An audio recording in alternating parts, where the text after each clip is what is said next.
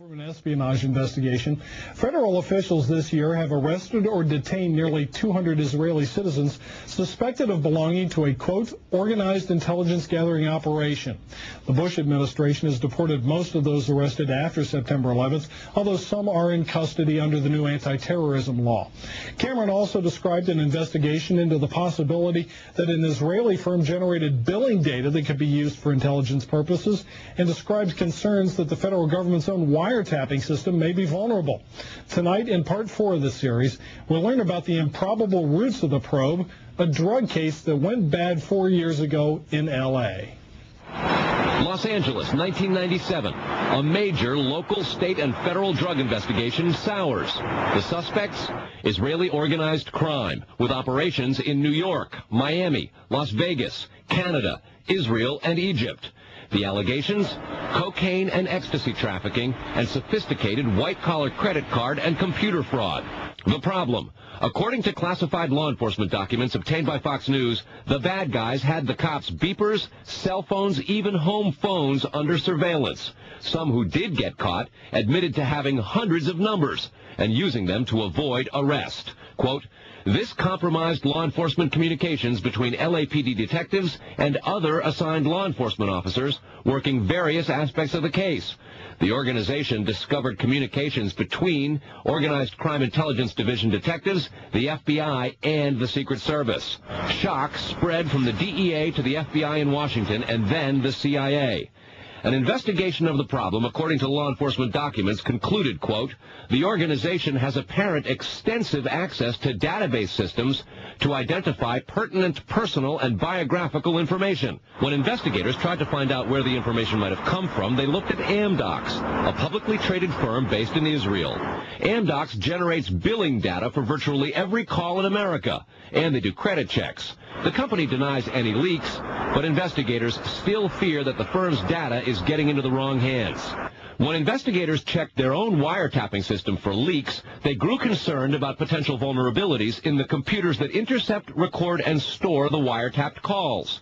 A main contractor is Comverse Infosys, which works closely with the Israeli government and under a special grant program is reimbursed for up to 50% of its research and development costs by Israel's Ministry of Industry and Trade. Asked this week about another sprawling investigation and the detention of 60 Israelis since September 11th, the Bush administration treated the questions like hot potatoes. I would just refer you to the Department of Justice with it. I'm not familiar with the report. I'm aware that some Israeli citizens have been detained. With respect to why they are being detained and the other aspects of your question, whether it's because they are in intelligence services or what they were doing, I will defer to the Department of Justice and the FBI to answer that. Beyond the 60 apprehended or detained and many deported since September 11th, another group of 140 Israeli individuals have been arrested and detained in this year in what government documents describe as, quote, an organized intelligence gathering operation designed to, quote, penetrate government facilities.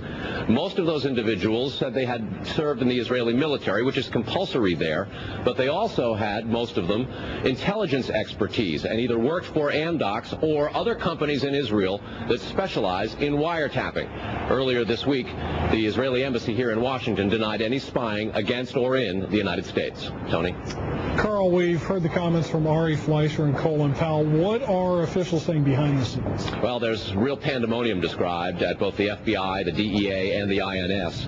A lot of these problems have been well known to some investigators, many of whom have contributed to the reporting on this story. And what they say is happening is supervisors and management are now going back and collecting much of the information because there's tremendous pressure from top levels of all of those agencies to find out exactly what's going on. At the DEA and the FBI already, a variety of administrative reviews are underway in addition to the investigation of the phenomenon. They want to find out how it is that all this has come out, as well as be very careful because of the explosive nature and very political ramifications of the story itself. Tony? All right, Carl, thanks. Reported on an Israeli-based company called Amdocs that generates the computerized records and billing data for nearly every phone call made in America. As Carl Cameron reported, U.S. investigators digging into the 9/11 terrorist attacks fear that suspects may have been tipped off to what they were doing by information leaking out of Amdocs. In tonight's report, we learned that the concern about phone security extends to another company founded in Israel that provides the technology that the U.S. government uses for electronic eavesdropping. Here is Carl Cameron's third report. The company is Comverse Infosys, a subsidiary of an Israeli-run private telecommunications firm with offices throughout the U.S. It provides wiretapping equipment for law enforcement. Here's how wiretapping works in the U.S. Every time you make a call, it passes through the nation's elaborate network of switchers and routers run by the phone companies. Custom computers and software made by companies like Comverse are tied into that network to intercept, record, and store the wiretapped calls, and at the same time transmit them to investigators. The manufacturers have continuing access to the computers so they can service them and keep them free of glitches. This process was authorized by the 1994 Communications Assistance for Law Enforcement Act, or CALEA. Senior government officials have now told Fox News that while CALEA made wiretapping easier, it has led to a system that is seriously vulnerable to compromise and may have undermined the whole wiretapping system. Indeed, Fox News has learned that Attorney General John Ashcroft and FBI Director Robert Mueller were both warned October 18th in a hand-delivered letter from 15 local, state, and federal law enforcement officials who complained that, quote, law enforcement's current electronic surveillance capabilities are less effective today than they were at the time CALEA was enacted. Comverse insists the equipment it installs is secure, but the complaint about this system is that the wiretap computer programs made by Comverse have, in effect, a back door through which wiretaps themselves can be intercepted by unauthorized parties. Adding to the suspicions is the fact that in Israel, Comverse works closely with the Israeli government and under special programs gets reimbursed for up to 50% of its research and development costs by the Israeli Ministry of Industry and Trade. But investigators within the DEA, INS, and FBI have all told Fox News that to pursue or even suggest Israeli spying through Comverse is considered career suicide. And sources say that while various FBI inquiries into Comverse have been conducted over the years, they've been halted before the actual equipment has ever been thoroughly tested for leaks. A 1999 FCC document indicates several government agencies expressed deep concerns that too many unauthorized, non-law enforcement personnel can access the wiretap system. And the FBI's own nondescript office in Chantilly, Virginia, that actually oversees the CALEA wiretapping program, is among the most agitated about the threat. But there is a bitter turf war internally at FBI. It is the FBI's office in Quantico, Virginia, that has jurisdiction over awarding contracts and buying intercept equipment. And for years, they've thrown much of the business to Comverse. A handful of former U.S. law enforcement officials involved in awarding Comverse government contracts over the years now work for the company. Numerous sources say some of those individuals were asked to leave government service under what knowledgeable sources call troublesome circumstances that remain under administrative review within the Justice Department. And what troubles investigators most, particularly in New York in the counterterrorism investigation of the World Trade Center attack, is that on a number of cases, suspects that they had sought to wiretap and surveil immediately changed their telecommunications processes. They started acting much differently as soon as those supposedly secret wiretaps went into place. Brett?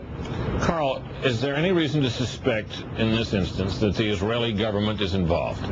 No, there's not, but there are growing instincts in an awful lot of law enforcement officials in a variety of agencies who suspect that and have begun compiling evidence and a highly classified investigation into precisely that possibility. Brett? All right, Carl, thanks very much. Coming up, is Israel... On the verses that they have and the amount of lyrics and stuff, they're as long as any other songs. What caused it?